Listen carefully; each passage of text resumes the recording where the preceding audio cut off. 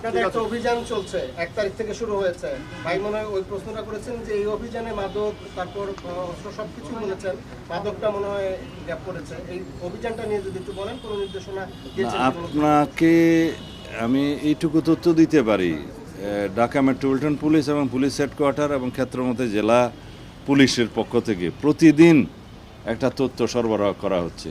এই বিষয়ে অগ্রগতি আমাদের কাছে আসে যে আজকে এতজন মাদক সংক্রান্ত বিষয়ে আটক বা চাঁদাবাজ বা সন্ত্রাসী বিভিন্ন ক্যাটাগরির বা অস্ত্র উদ্ধার ক্যাটাগরি ওয়াইজ কিন্তু আটক হচ্ছে এবং আমাদের এই অভিযান কিন্তু কন্টিনিউ করবে।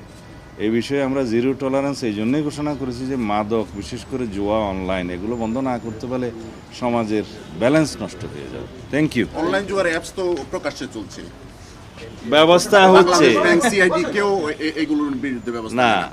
বিষয় হচ্ছে আমরা যতই এগিয়ে যাচ্ছি ইন্টারনেট ভিত্তিক এই দুনিয়াতে, প্রযুক্তি নির্ভর এই দুনিয়াতে আমরা যতই এগিয়ে যাচ্ছি, ক্রাইমের ধরনটাও বিভিন্নভাবে রূপ পাল্টাচ্ছে।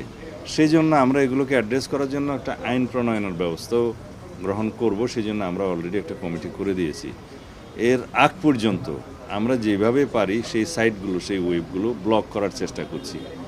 আর এই সমস্ত ক্রাইমগুলো তো আগে এত বিস্তৃত ছিল না, সেই জন্য হয়তো আগের সরকারগুলো ওইভাবে অ্যাড্রেস করেনি। এখন আমাদের এটা প্রায়োরিটি, অগ্রাধিকার। জুয়া, অনলাইন জুয়া, মাদক এগুলো আমাদের অগ্রাধিকার, এগুলো বন্ধ করতেই হবে।